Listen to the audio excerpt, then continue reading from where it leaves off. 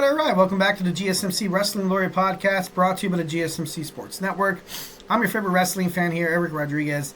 Every Monday through Friday, 8 p.m. Pacific Time, 11 p.m. Eastern Time, here to talk about the greatest thing in the world, professional wrestling, all the action inside and outside the ring, backstage curtain calls, rumors, drama, and updates. We talk about, inactive statuses, also, injuries. We talk about contract negotiations, extensions, and new signings.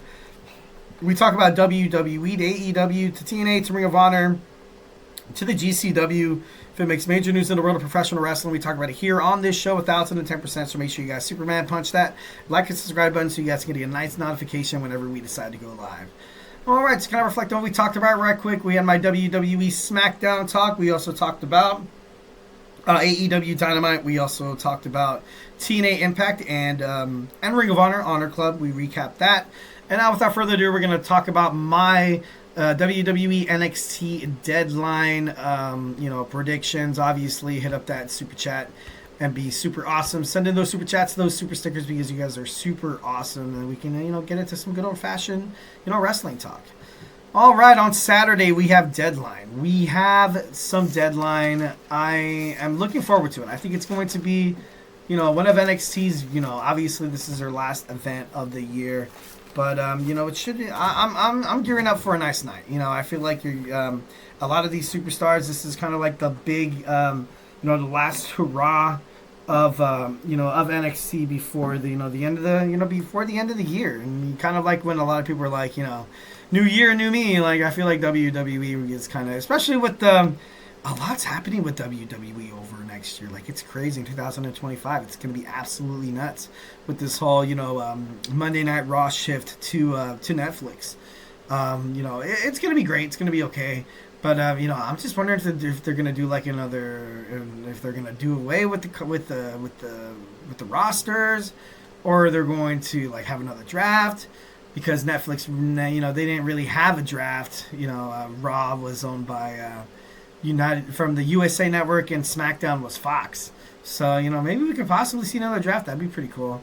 But, they're going to switch it up. Maybe call some of these people up. Like, there's, I was kind of doing research, and I was, kind of looking at the results. And there's a lot of names on here that would be absolutely fire on the WWE, on Raw or SmackDown. So that could definitely be, possible that we can see something like that. All right, so without further ado, let's talk about some WWE NXT Deadline happening in Minneapolis, Minnesota. First, we had the tag team match. We had Nathan Frazier and Axiom taking on Tavion Heights, Myles, Borne of the North Quarter Catch Crew. The Nathan Frazier and Axiom, like, a lot recently, they've been constantly on the verge of self-destruction. Constantly looking like they're going to lose. Like, maybe they find a way to make Nathan Frazier turn against Axiom, but I just don't see how that would be more successful. Like I feel like when these two guys are in the ring together, and when they're hitting all full circuits and they're kicking ass, there's so much fun to watch. You think about any other tag team out there, and you're like, you know what? Like it's hard to recreate what these guys are doing. Nathan Frazier and Axiom. Unlikeliest of partners. They went at it for quite some time. Decided to be tag team partners, and now they've had success. I don't know. But then again, there could be new signings, like you have Ray Phoenix and Penta. I forgot his name. I always get his name wrong. From AEW, like maybe they come in and kind of be like a luchador's kind of kind of takes over that high flying ability, because nobody wants to see a tag team division with like slow tag teams. Like, I'm not trying to throw shade or anything like that at the tag team division on NXT, but you don't really have that. You don't really have that flair. You don't really have that. Those two superstars who are going to go above and beyond to do some wild crap inside the ring. So that's the reason why I love Nathan Frazier and Axiom. Will they drop the titles? Right now, being honest, if this match is after the men's, I feel like they will. Nathan Frazier will, he's going to be tired from competing in the Iron Survivor match, and then him and Axiom are going to get into it. Axiom's going to get really super upset that Nathan Frazier selfishly went after, that singles championship where he knew there was the match and he had to prepare. So maybe that could be a nice little storyline for them two to kind of, a hint toward a breakup. But I don't know. I feel like I feel like it's perfect for them to stay tag team champions. So right now I'm heavily conflicted on this. Will it be good for the NXT tag team division if Axiom and Nathan Frazier drop the titles? Maybe you could have another, different faces like, Hank and Tank, OTM. But there are a lot of tag teams on NXT that could definitely benefit from, them dropping the titles. So, maybe, I might be, kind of jumping the gun a little bit here. But I don't know. I just would hate to see them lose because they've been entertaining us out. NXT Underground match. We have Lola Vice taking on Jada Parker. Last time you guys saw these two amazing athletes go at it, there was a brutal hardcore match at the ECW arena. Lola Vice is looking to even the odds with her MMA skills, and I think she's gonna pick up the victory. Like, I'm 75% Lola Vice, 25% Jada Parker. Jada Parker already picked up that victory. I kind of see this as like an Andrade taking on Carmelo Hayes. You're probably going to see these girls fight more often than not. Probably in a lot of stipulations match like in NXT Underground, you're going to see Lola Vice and pick up the victory where it's tied. One game to one game, and then maybe they have like a tiebreaker for it. I'm not too sure how it's going to happen, but whenever these girls are inside the ring facing off against each other, they have amazing chemistry. They have amazing chemistry, 1,010%. So, kind of like what I was mentioning on the NXT review on my last episode, you can book these girls in all the matches that you want, and people are going to watch it because they're amazing. They're, it's fun to watch. So, Jada Parker, star. Lola Vice, absolute bombshell star. And, for the WWE Universe, it's just, it's just an added treat onto yet another established feud that would be pretty badass. All right, next we have the Women's Iron Survivor match. We have Gulia, Zaria, Stephanie Vaquer, Sol Ruca, and, of course, you have the always, the underdog, Wren Sinclair. Who's going to win this match? I think it's going to be Zaria. I think it's going to be Zaria or Stephanie Vaquer. Gulia, she had her chance to take on Roxanne Perez. Obviously, didn't really come in fruition. She could definitely challenge. I see her like a North American champion. I don't know why. I'm not trying to downplay her skills to be like in the main event, division. But overall, I don't know. I feel like she'd be great. NXT North American champion. Stephanie Vaquer has been very successful. She's been a huge standout from WWE ever since she joined from the CMLL. So there's no doubt in my mind she's going to get hers. Sol Ruca, just a chance for her to kind of segue herself from the mid-card division into the heavyweight division. So this match is going to be good for her. I definitely feel like she's going to pick up a couple of falls.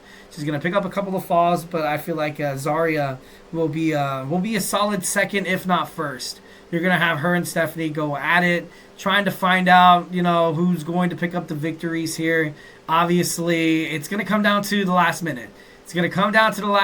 And, maybe Zaria, takes down Wren Sinclair, covers her.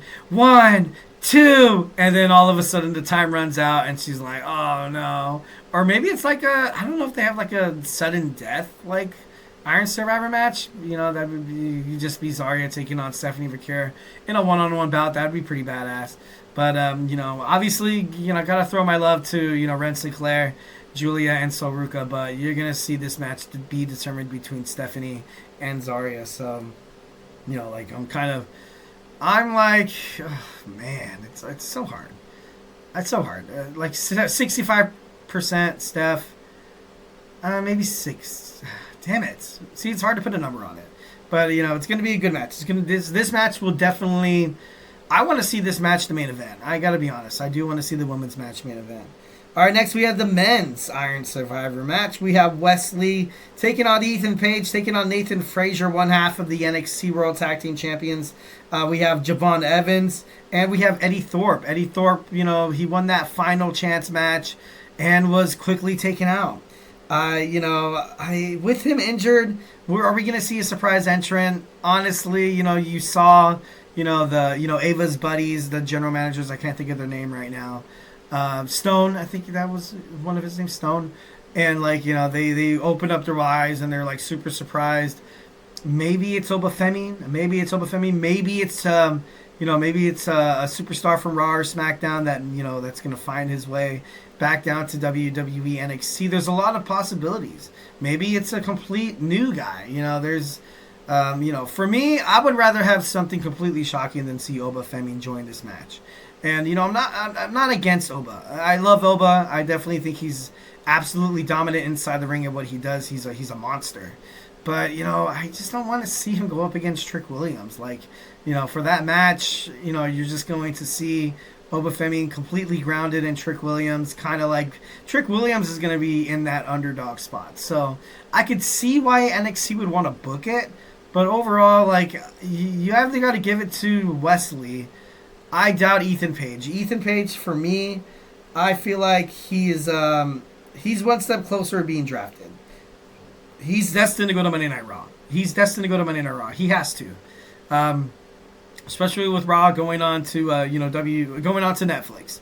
I feel like they need themselves some all ego to go after that Intercontinental Championship. Maybe he finds a way to challenge Gunther or Finn Balor if Finn Balor defeats Gunther at Saturday night's main event. That would be interesting as well. Or maybe you see him go after his former AEW co-worker Cody Rhodes. So you could definitely see Ethan Page being being a part of that. Javon Evans, he's young. He's a very young man. The fact that he's there in this match is impressive. Absolutely. So, I doubt he'll pick up the victory. Nathan Frazier, like I said, I feel like he's going to implode. I feel like he's one step away from kind of being a heel.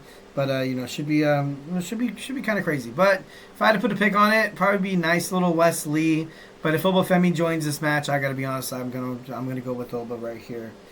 All right, so then we have our final match. To be being brutally honest, I kind of hope this isn't the main event, and I don't want to sound mean or anything like that, but I just hope it's not the main event. We have Trick Williams defending his NXT World Heavyweight Championship against Ridge Holland. Ridge Holland recently destroying Chase U from the inside out, and now you have him against Trick Williams. Trick is not going to lose. He's not going to lose. You're as a wrestling promotion, you got to start off the year with a little bit of stability, with a little bit of momentum, with a guy with a face that could definitely bring your wrestling promotion to superstardom, and that's Trick Williams.